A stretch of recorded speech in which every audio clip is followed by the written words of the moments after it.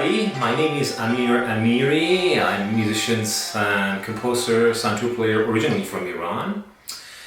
I would like to share with you some ideas about improvisation that pertains to improvisation in Persian classical music as a starting point. And these ideas, because I have been in Canada for over 2 decades and collaborated with many different musicians, many different genres of music, I come to an understanding that they actually apply regardless of genre and cultural background, because music is music anywhere you go. So I will use this moment, this workshop, to show you ways that I have discovered and ideas that how do I approach improvisation and understanding. But before all of that, we need to go into a little bit of terminology, understanding of what it is that Persian music is made of, how it is classified, and how it is approached, how do we need to approach it. First of all, Persian music as a whole is made of 7 dastgah. Dastgah. What is dastgah? Dastgah, if you want to look at it from a word perspective, is made of 2 words, dast and gah. Dast means hand, and gah means stop or place that you rest. The place of rest. So dastgah is where the hand is resting. Basically, you can think about it as a position, like this is the position, note position, because in the beginning, the whole Persian classical music radif system has been thought of and organized on tar and sitar, mostly tar. Tar, you can think about it as a long-necked lute.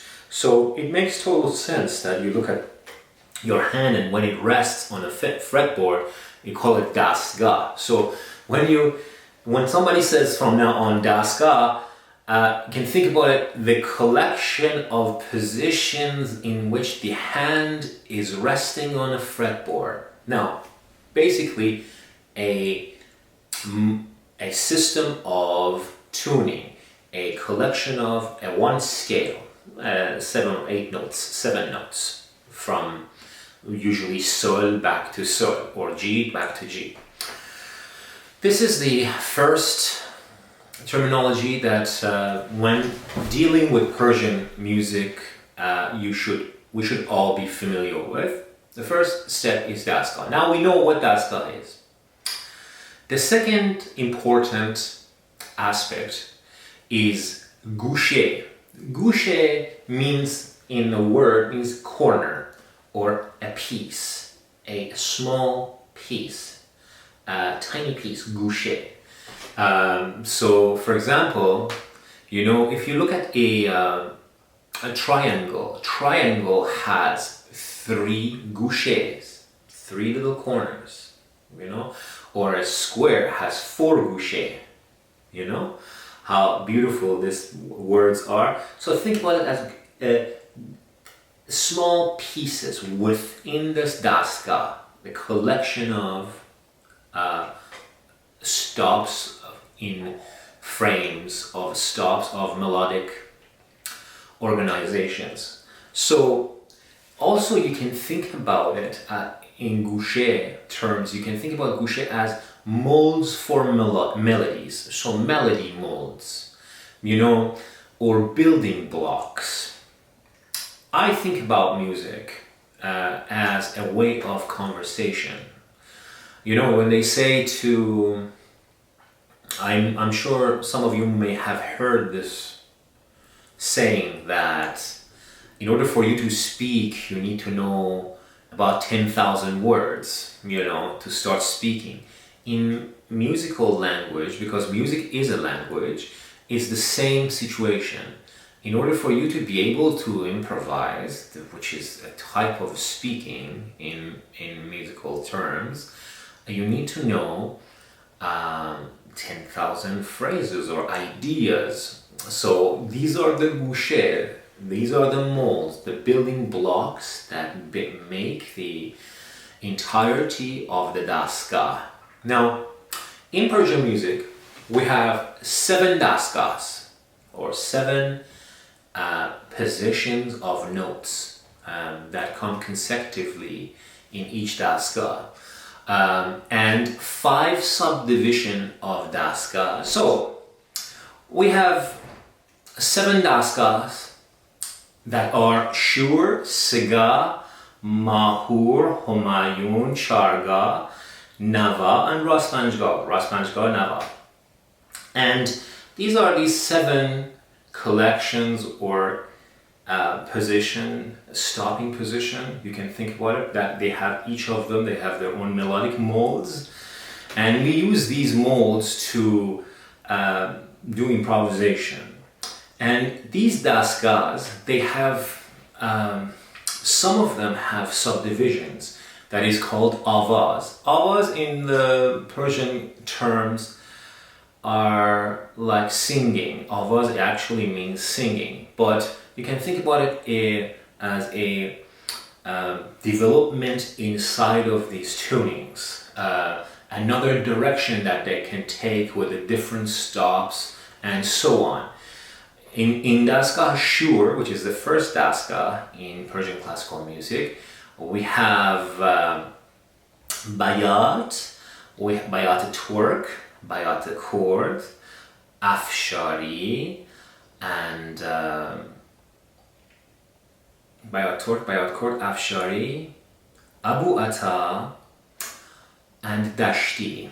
This 5, and then in this 4, and then in Humayun we have a subdivision called Isfahan, that is underneath, is part of the dastgah system. Well, this is a general idea of what we're dealing with here. As a santur player, you know, santur is an instrument that I play. It is you can see it here as a trapezoid, has 72 strings, there's 3 octave and 4 notes. Here starting from mi, or in this case now I have do, si, and goes to F up here. So to describe this situation, to make some examples here for you, I am going to show you some of the ideas on the santur. These dastgahs, they have the order of events that follows, the progression, we call them, and the modes. So you can think about it when you talk to somebody, when you start having a conversation with somebody, your conversation usually have a beginning and a middle and an end. It's like a story. You can't, and you need context. So you don't usually go and launch into a conversation that nobody knows what you're talking about. You need a bit of context. In the Persian classical music, the context happens in the order in which these there are stops on the notes of a dastgah. For example, for almost every dastgah, how you start with? You start with this concept called dar ahmad. Dar means door, of course. Dar is a door. Ahmad is coming. So you come in through the door. Dar ahmad is the beginning. Usually dar ahmad starts on a tonic of that dastgah. For example, if we're playing Mahour sol, Mahour, you can think about it as G major in Western music. Mahour sol, the ahmad is on sol. We start on sol, and you go up to zabul and the rest. We'll talk about it later. But so I'll show you. We have a note here, G.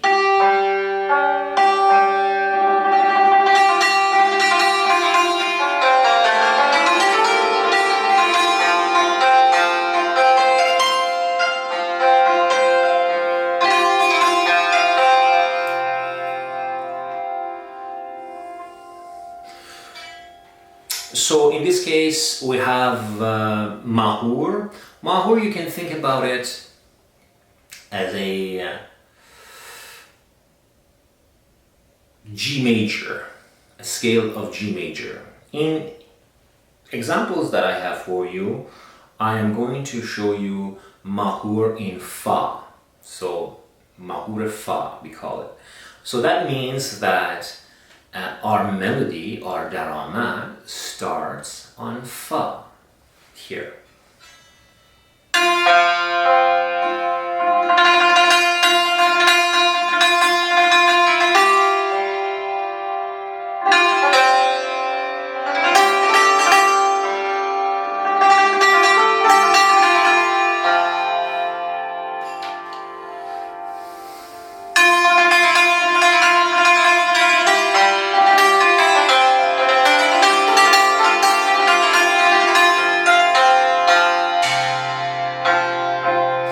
You see how starts on Fa, finishes on Fa. So now, let's say there is a Fa here.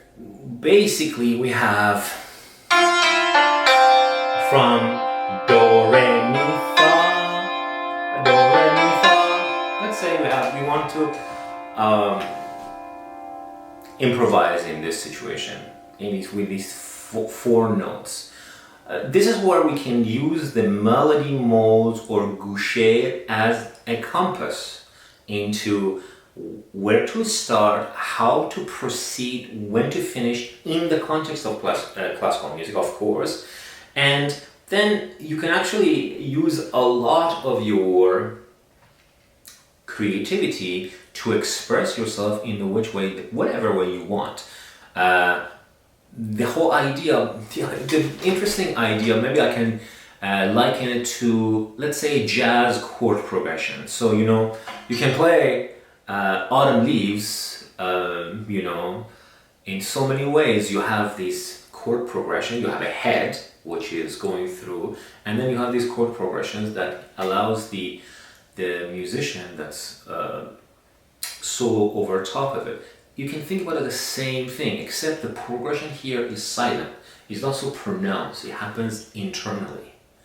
But if you follow those progressions, then the ideas that you have, it can be interesting, and if you can, create and be creative within those parameters, then I think you can make a real impact using these pathways, but to create something super fresh. I give you an idea. So let's say Daramad Mahour is like this.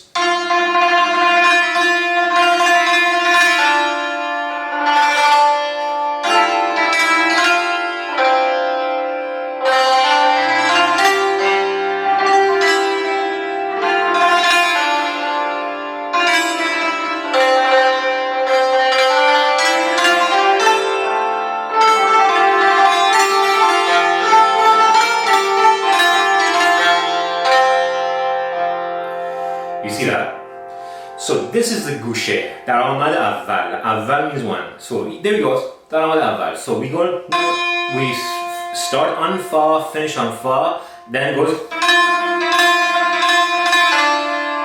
We know we're gonna come to Re. I'm just trying to show you an idea how we use goucher or progressions to improvise. So we know in this case we play Mahour Fa. We start from Fa, and then one other stop or progression or anything else you want to call it, chord division. Let's say we're going to stop on Re. So it goes, the actual melody, if you take it apart, take all the little zinats, all the little workings and stuff taken apart, what is stays as a skeleton in Daromad and Mahour is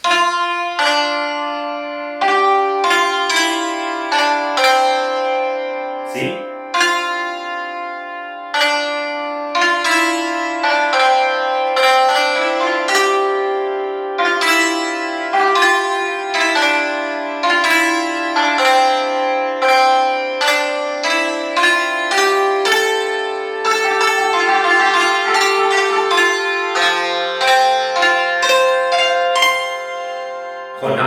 Now, we need to, as I mentioned, we go from fa to re.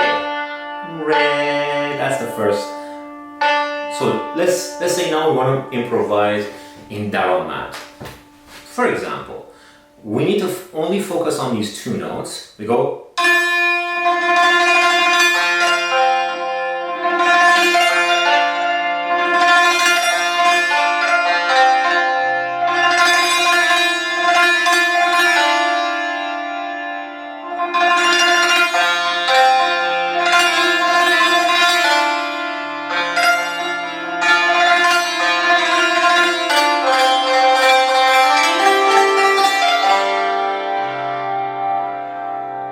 See what happens? So you can, based on what's happening around you, the way you would listen, you can react, because these are the rules and regulations of people. If you play with Persian musicians, if you say, so what do you want to play? How do you feel? If you want to play Mahour, then obviously one of the ideas that you can move through is this kind of compass way of moving through the Dastgah system, the systems, and you have endless types of melodies and ideas to express yourself with. So again, let's go further a little bit more. So the bear of the melody of the Daromad is,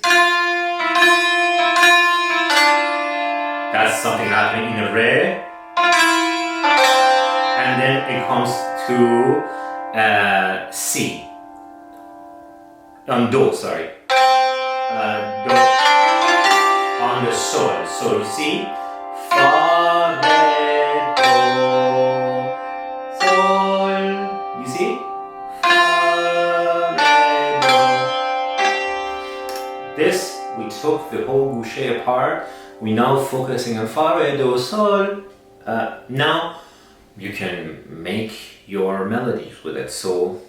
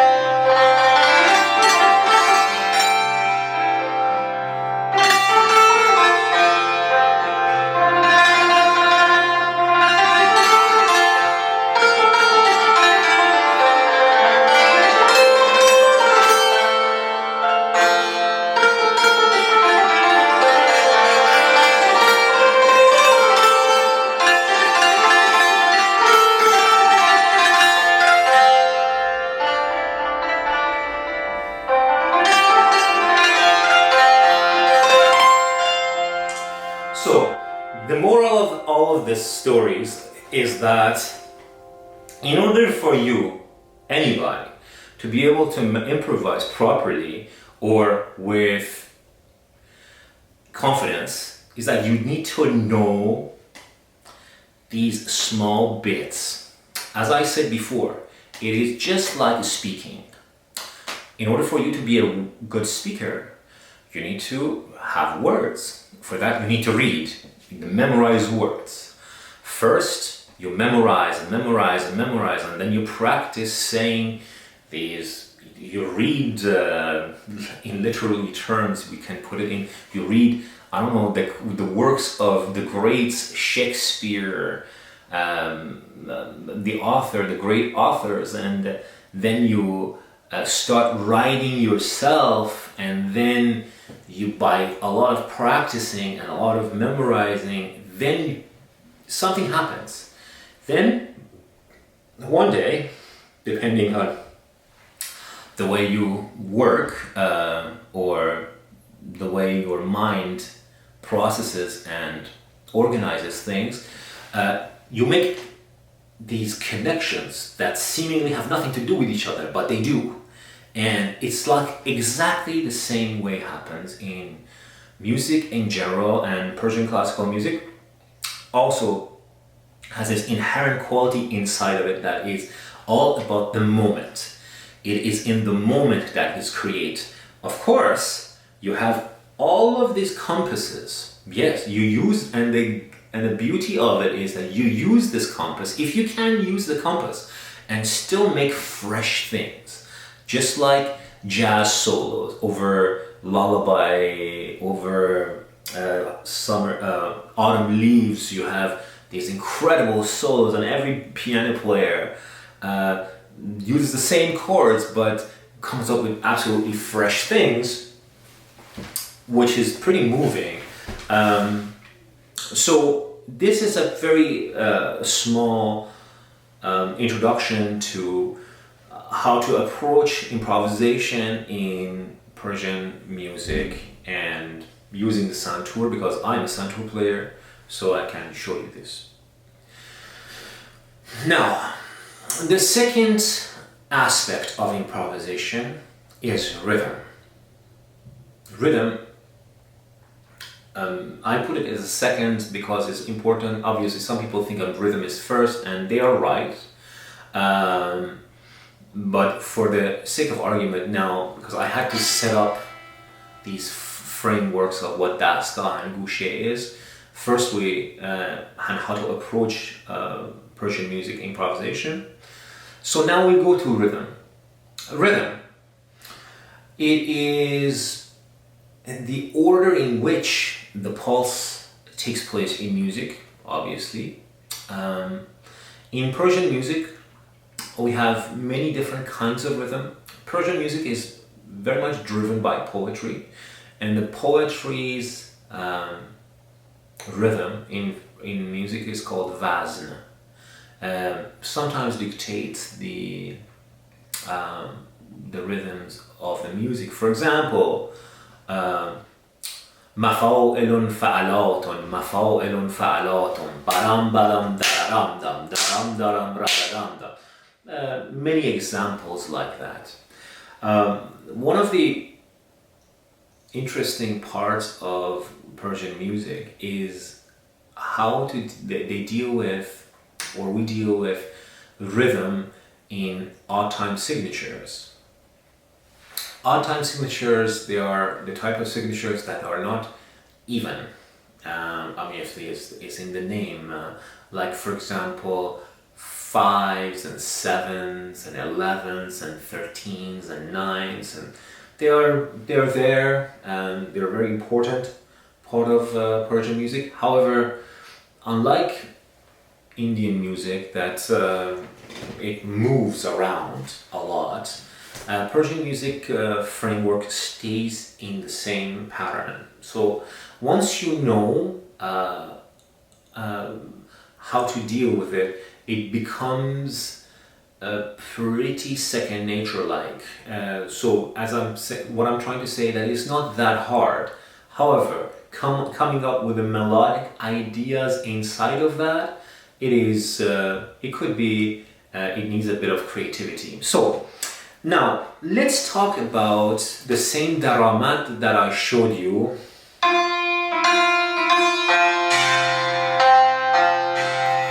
And we are going to do it in time signature. This is another idea, actually.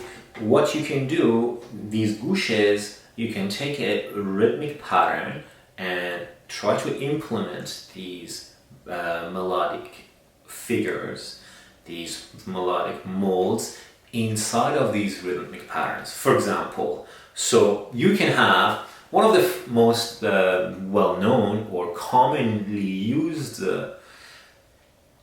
time signatures in Persian classical music is 5/8. So you have 5, you know that 5/8 means the top number in the number is 5, means how many notes in a bar.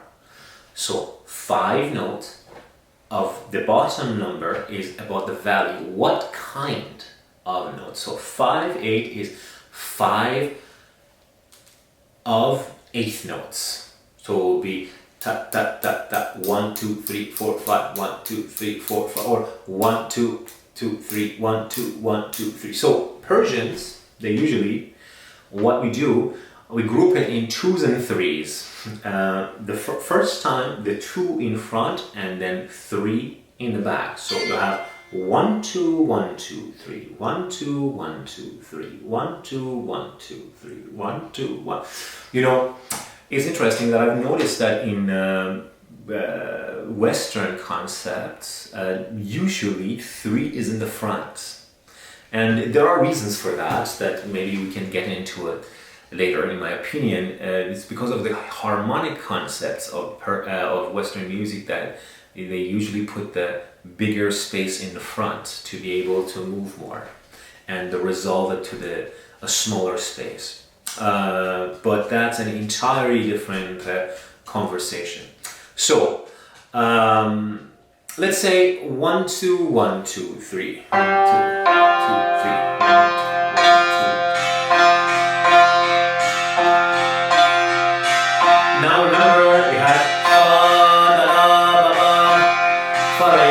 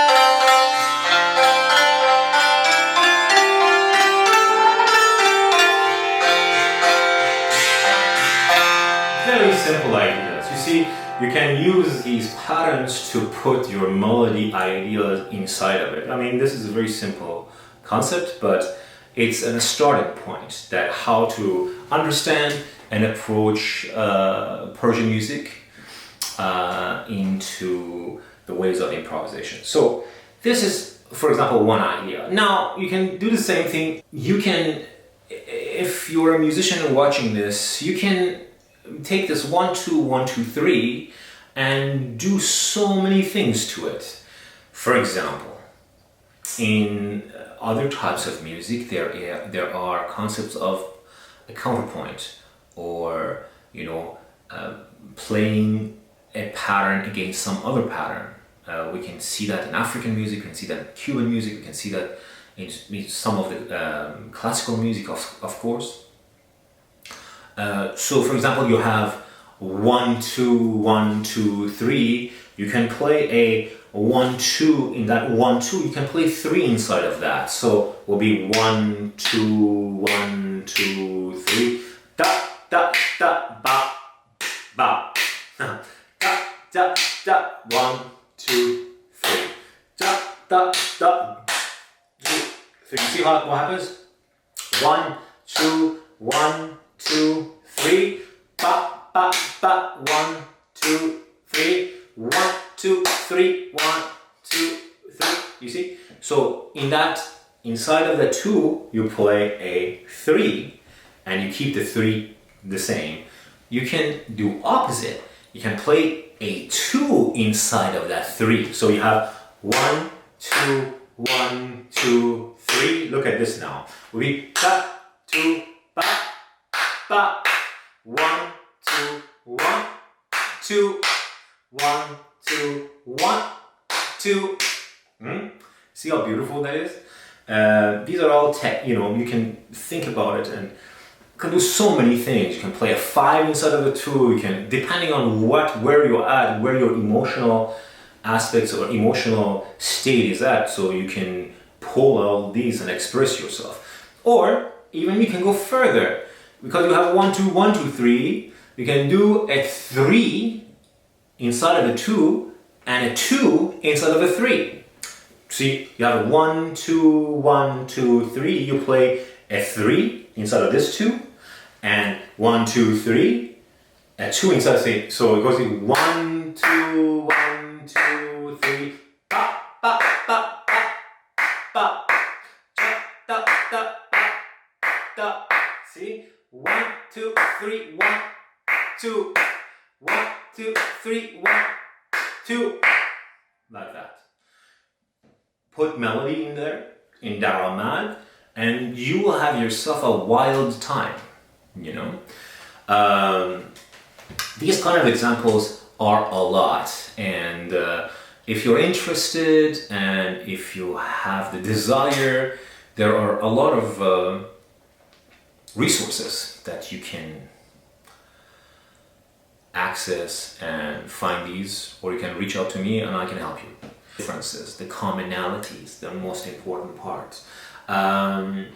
This way it becomes very easy, and by translating those, you can immediately have a lot at your disposal that you can use, and you can bring something to that, and that other brings something to you.